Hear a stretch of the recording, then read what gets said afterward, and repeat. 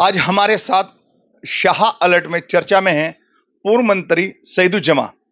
सईदुज्जमा जी से आज चर्चा करने वाली है क्योंकि मुजफ्फरनगर की जानी-मानी शख्सियत है और वक्फ के बारे में काफी जानकारी है। जो आजकल वक्फ का मुद्दा चल रहा है, मंत्री जी, वक्फ पर आपकी क्या प्रतिक्रिया है जो ये बिल लेकर आई है भाजपा? देखिए, पहले तो मैं सभी देशवासियों को स्वतंत्रता की मुबारकबाद दे देता हूँ। आज आज़ादी का मुल्क है और आज़ाद हुई है, तो इसलिए आज सब पूरे देशवासियों को शुभकामनाएं देता हूँ। और इस आज़ादी को हमारा फ़र्ज़ है कि कायम रखें और माहौल सही बनाए रखें।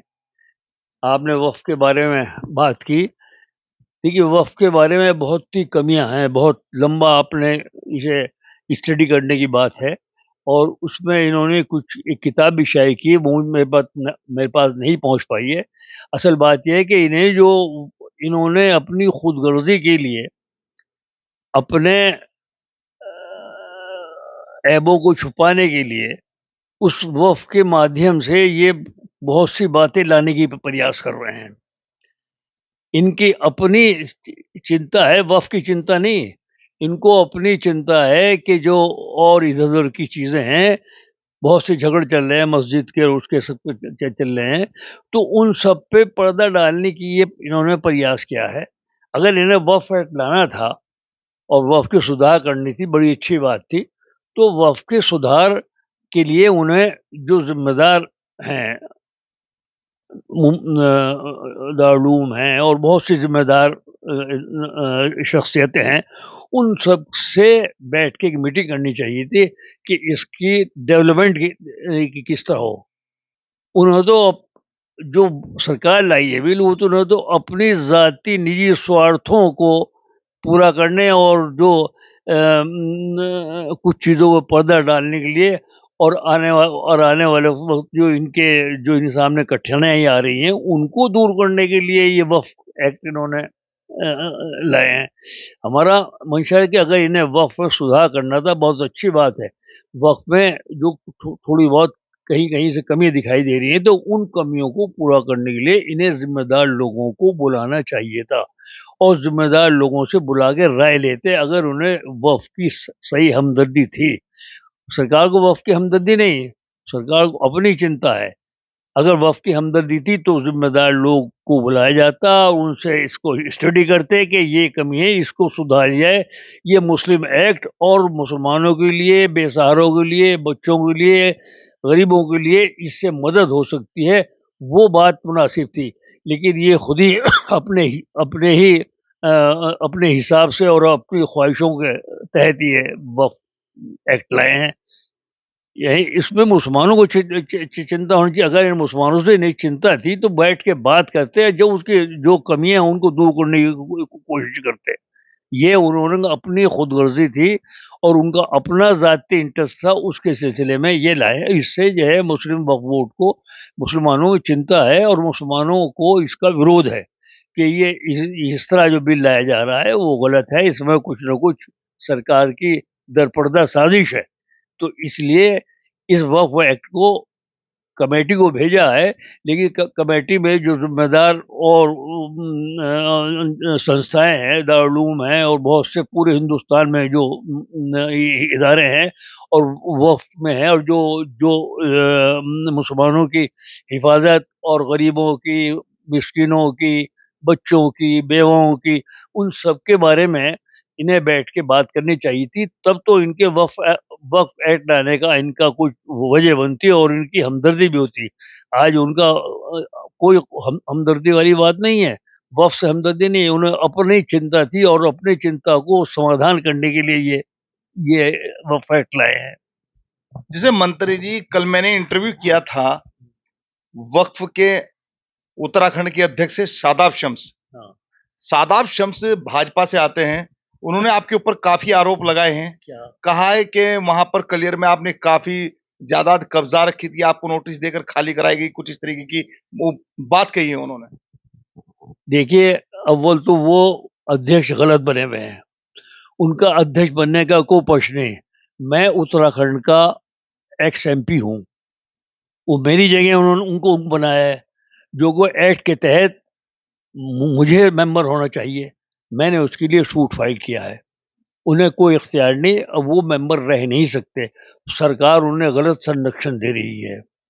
और आज जो हमने कोई ज़मीन, हम तो हर महीने में 20 दिन में जुमेरात को जाते हैं, लंगर करते हैं, गरीबों को बांटते हैं, हम तो वहाँ सरकार के गरीबों की सहायता कर रहे हैं। उत्तराखंड के जो लोग हैं उनकी उनकी तवाज़ो और उनकी खिदमत और उनका जो बेसहारा लोग हैं उनकी मदद करने जाते हैं। हमारा वहाँ कोई लेना देना नहीं, हमारा कुछ वहाँ इंटरेस्ट नहीं, हमारा सिर्फ इंटरेस्ट है कि जो ज़ायरीन हैं उनकी मदद होती रहे, उन्हें सही सहूलत मिलती रहे।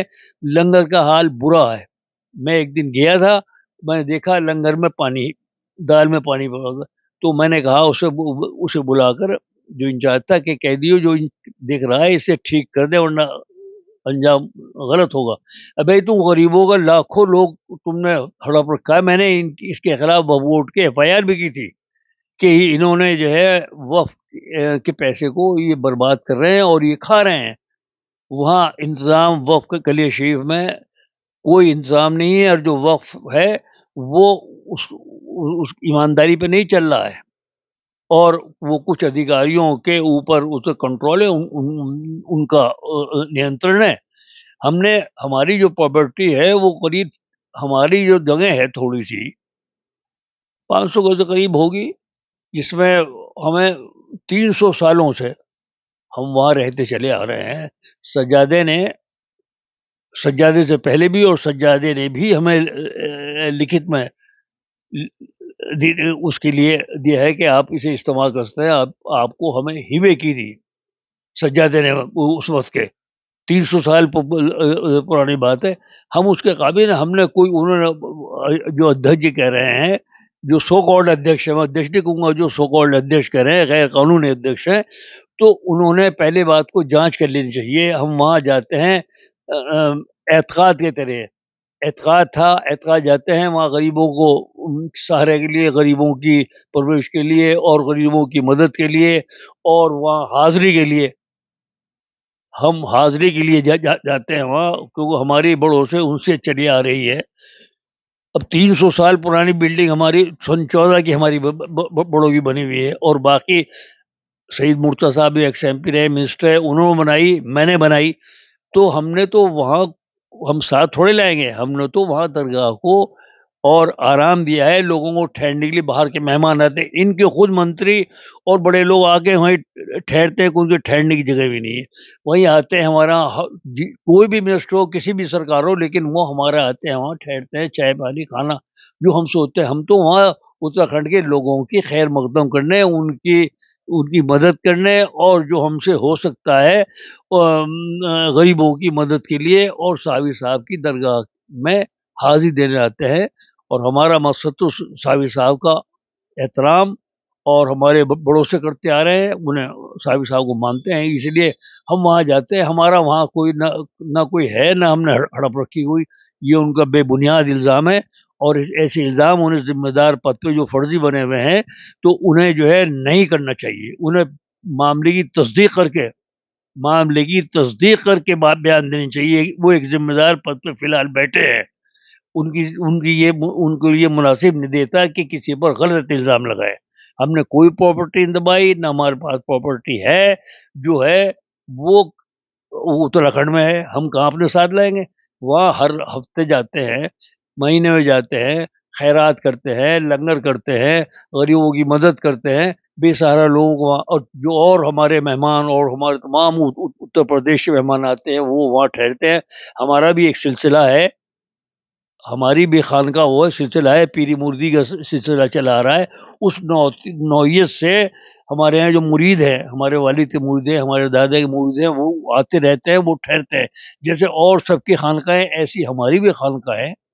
ये उनके इल्ज़ाम जो है उन्हें सोच समझ के बयान देने चाहिए, और ये बात तो हमने कोई ज़्यादा वक़्फ़ की नहीं रखी। कांग्रेस को घेरते हुए उन्होंने आप पे आरोप लगाया, किसी एक कोई डंपी के बारे में भी कहा है कि डंपी ने 400-500 बीघा जमीन कब्जा रखी है ऊपर नैनीताल में, वो भी कांग्रेस नेता बता रहे हैं वो इस तरह की बात। देखिए, वो मुझे उसके बारे में ज़्यादा मालूम नहीं है डंपी साहब के बारे में, लेकिन वो ऐसा आदमी नहीं कि धधवा सके, कोई कानूनी हैसियत से उन्होंने उनके पास होगी 400-500 बीघे ज़मीन कब्ज़ा करना तो कोई आसान काम नहीं है।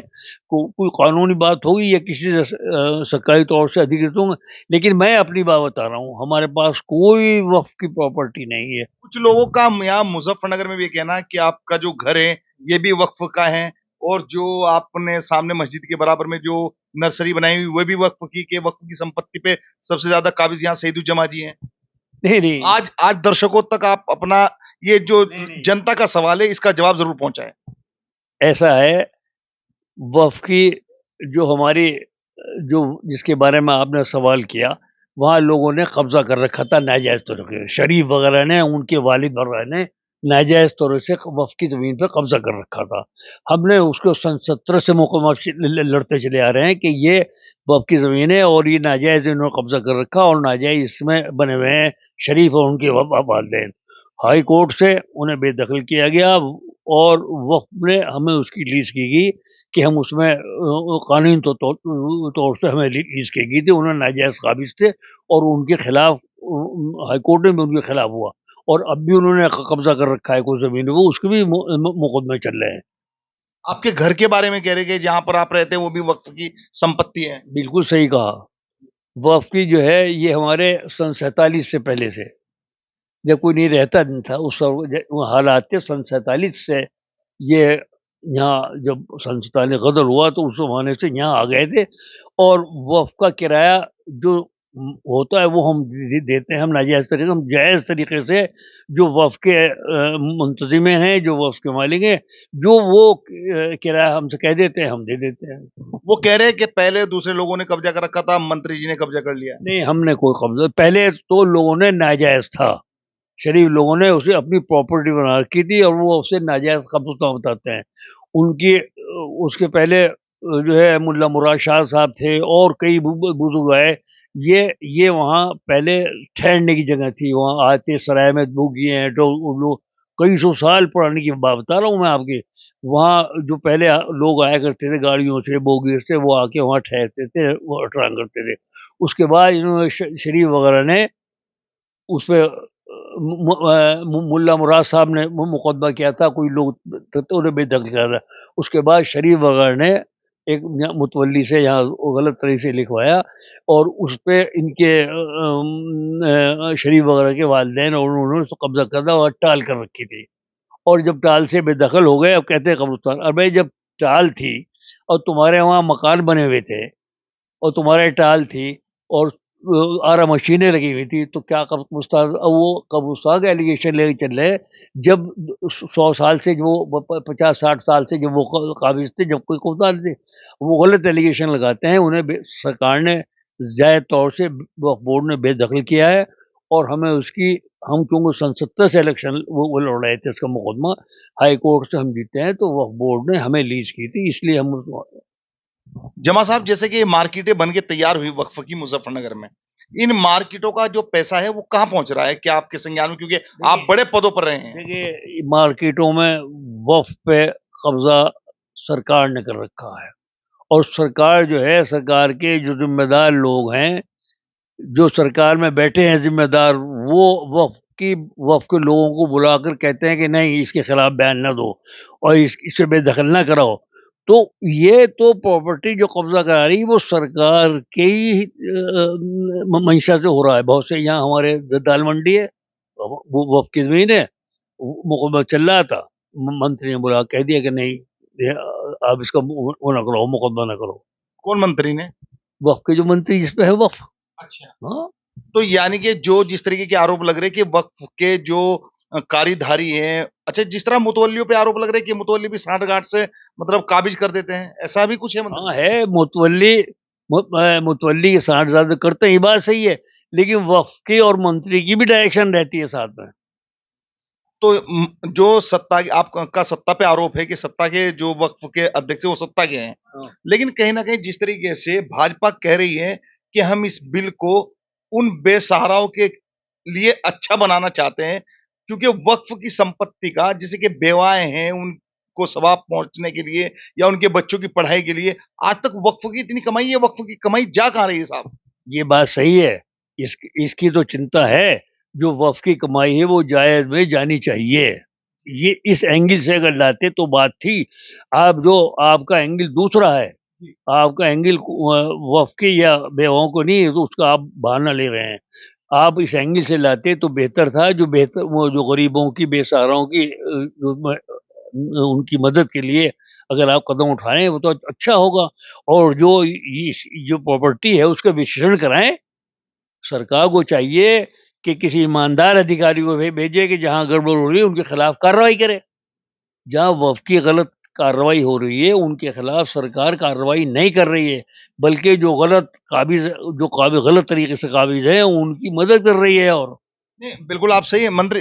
जो आप कह रहे हैं जमा साहब, आपकी बात सही है कि मतलब सरकार को मदद करनी चाहिए, वक्फ पे जो नाजायज कब्जे हैं उनको खाली करवाना चाहिए। बिल्कुल। ये तो मुस्लिम हितैषी हो सकता है। नहीं, नहीं। ये बात आप बिल्कुल सही है। जो नाजायज़ कब्ज़े हैं उनके खिलाफ सरकार को कार्रवाई करनी चाहिए, लेकिन सरकार खुद कार्रवाई नहीं करती। वफ़ के अधिकारी उनके अधीनस्थ हैं, उनकी भी हिम्मत नहीं कार्रवाई करने की।